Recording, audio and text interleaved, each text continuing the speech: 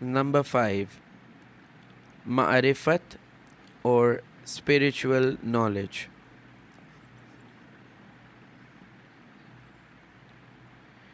It is said in a prophetic tradition, quote, "O Muhammad, if not for your sake, we would not have created this world," unquote. This means that all was created and came into existence for his sake. And in another place it is said, quote, "If there was no Ali, we would not have created you, Muhammad,"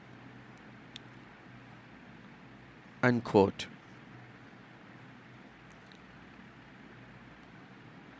Thus, it is clear that the purpose of the creation of the world was to make known that manifestation of the divine beauty and perfection, who is in possession of all his attributes.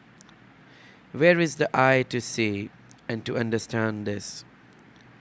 Following the path of reason? It is plainly stated in the Quran that if the Prophet would not have openly professed his, means Ali's walayat, i.e. his authority, his prophetic mission should remain incomplete. O Prophet, bring to humanity the message that we entrusted you, and if you do not deliver it, you will not fulfill your mission. Thus the creation of the world, the sending of the prophets, the revelation of the sacred books, all these were intended so that humanity could know him, about whom we have spoken through every prophet, and who became manifested at the time of Muhammad.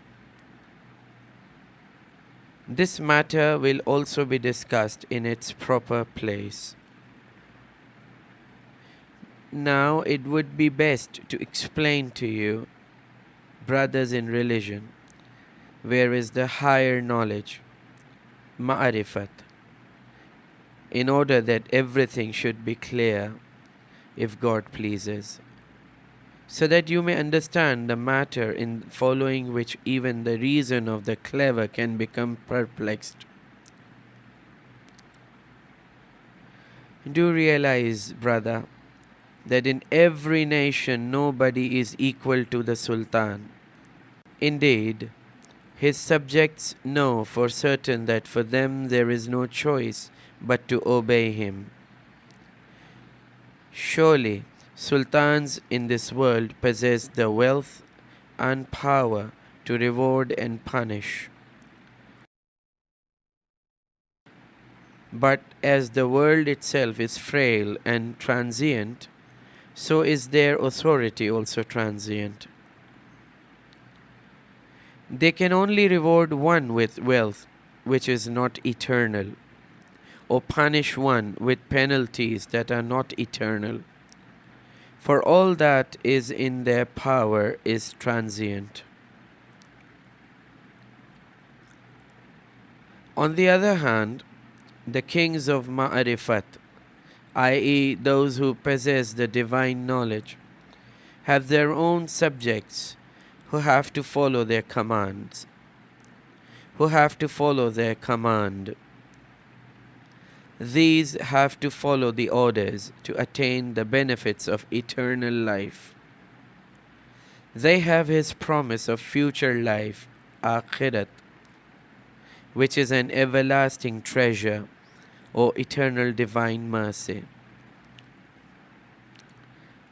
Is there then anyone who is sane to prefer things transient to things eternal, or to accept some temporary advantage in exchange for eternal punishment? It is said in the Quran, Surah 9, verse 112, Verily, God has bought from the faithful their souls and properties, giving them paradise in exchange. Brother, do not underestimate the priceless gift of life. Look properly at what you give and what you receive in exchange. See that they take from you what is frail and give in exchange what is lasting. You must be glad, therefore, to have such a transaction with God. You know that it is useless to grasp the things that are transient, losing all in the eternal life, losing all in the eternal life. But you spurn attachment to the things of this world. All of them come under your control, because your renouncement is dictated by obedience to God, nor by fear or expectations of reward. This is said by those who are in love with the beauty of the truth. Understand this and remember this. The Lord of Martyrs, i.e. Imam Hussein, says, O God, I have given up my life, zamana, and my family out of love for you. I came to you, dooming my wives and children to remain widows and orphans. I wanted to see the vision of your perfection, and even if you will crush me to pieces, my heart, full of affection, will never be hardened for anything except for you.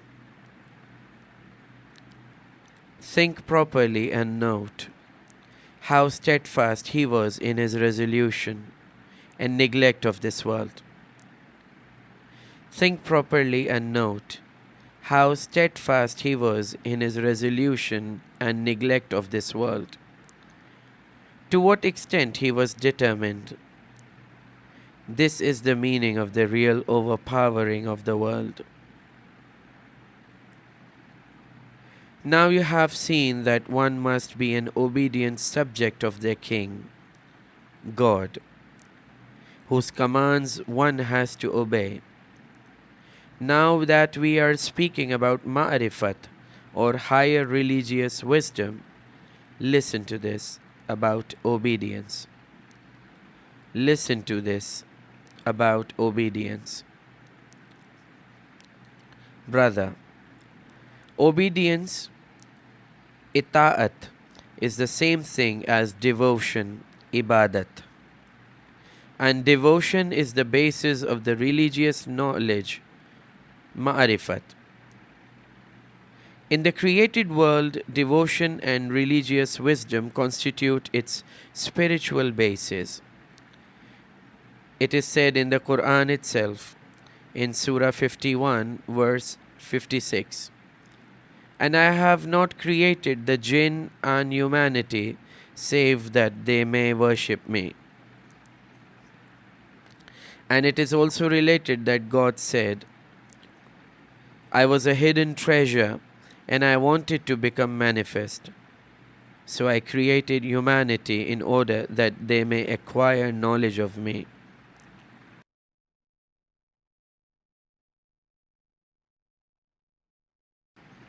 Great men of religion regarded worship and religious wisdom, Ma'rifat, as one and the same thing. And now we come to our original question. I do not know how and what I should tell you so that you may understand it. Brother, know that the world is overcome with darkness, oppression by enemy. Everything has to go through hard trails. Everything has to go through hard trials. People are in turmoil. All are being scattered in different directions. Each person conceiving their own idea. Some people follow ignorant people who are merely thieves and swindlers on the highways. Whatever was righteous and true, they adopted a hostile attitude towards it. Hearts gradually became black, ears deaf, the language of reason ceased to be understood. It is impossible to address a crowd of the deaf as they will not hear. But brother, there is the voice of reason, and if you can hear it, come and hear.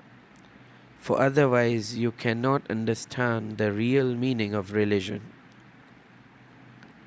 Words are as penetrating and sharp as steel swords. If you have no shield, better run back.